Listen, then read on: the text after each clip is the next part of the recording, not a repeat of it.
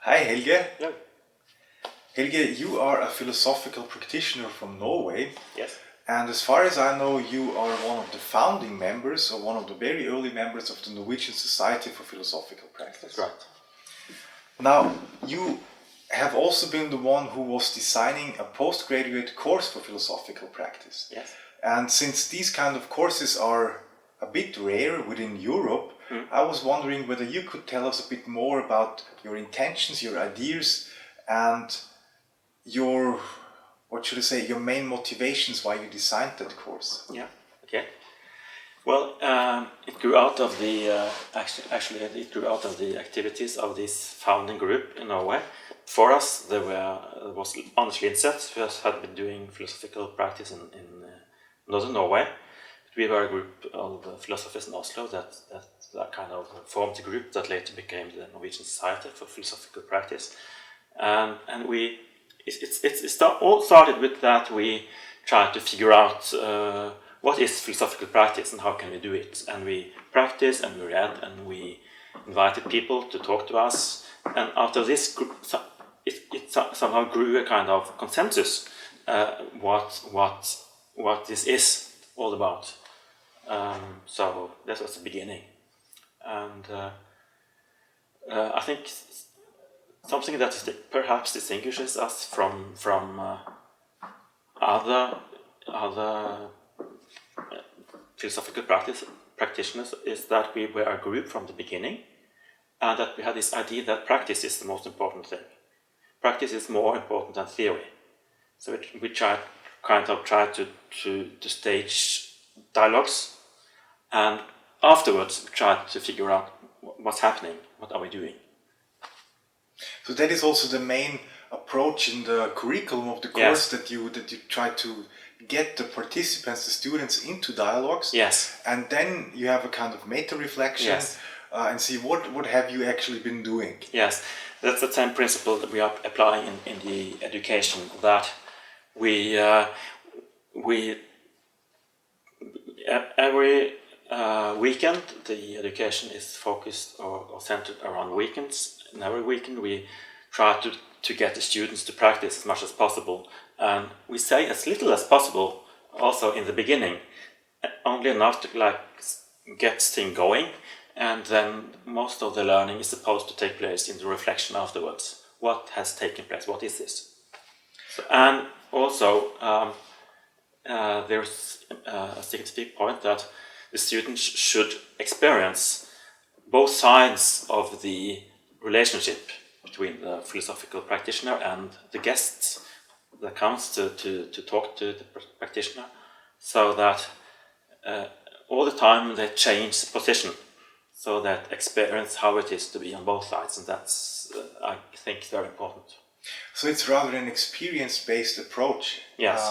I was also wondering about how were the universities or the university where you offered that course, how were they reacting there? Because you said that you were focusing mainly on practice and not on theory. Yes, I think that was the problem, and that was the reason that we kind of changed the location. In the beginning, we organized everything within the Society for Philosophical Practice in Norway, and then we tried for some years to offer the course at the university. But at the university we had this demand that theory is more important than practice, so we changed locations again to a university college, dealing mostly with education of professionals, where it was easier to kind of accommodate this practice approach. How would you say your approach that you were offering, is it mainly about work with individuals, like one-on-one counseling, or is it also dealing with group work? What is the focus here? Well, after some time it became very evident for me at last that the core of it all is dialogue. It's not like philosophical dialogue or any other kind of dialogue, but it's dialogue in itself, and that if you kind of learn to practice dialogue, for instance in a one-to-one situation, then you can apply this practical knowledge that you develop. You can use it in any situation afterwards. me myself, for instance, I've been working a lot in groups, in workplaces with a lot of people at the same time, and I think that the experience that I have from these one-to-one dialogues that I used to have before is so essential, and it helps me to facilitate dialogues in big groups. Also, it's not very different. It's very much the same. Helge, you were just saying that for you it doesn't really matter whether it's a philosophical dialogue or a dialogue, Yeah. but it's rather the experience that you have in a dialogue that gives you the chance to also do philosophical dialogues on the one hand. Yeah. On the other hand, you also said that when you do dialogues in a one-on-one setting, Yeah. then you can also use that experience in groups, Yeah. Mm. or in dialogues with groups. Yeah. Now, as far as I know, this approach in Norway is also called the Oslo School. Sometimes, yes. When you try to say something more about what is unique with the Oslo School compared to other philosophical practice approaches, Yeah.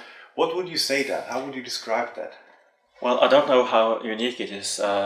As a matter of fact, I think I myself have sought inspiration from the classics in dialogue theory, like Martin Buber and Habermas and philosophers that a lot of people refer to. But I think that this point that I made earlier, that we give primacy to practice, I think that's kind of giving the Oslo School, if that is a school, it gives them a kind of distinction in that I think perhaps we go into the dialogue more openly and kind of see what develops there, and then we don't have so many preconceptions of what is supposed to happen and what should the outcome be, but we more like looks at the people, look at the participants, have this sensitivity, hopefully, that we can notice what is going on and change the process accordingly to what happens. Very, very simply, if some persons are very quiet, notice that and ask what is going. What are you thinking? Do you want to say something? Things like that. It's not very advanced in a way, but it's very basic. Mm-hmm. Thank you very much for the interview, Helge.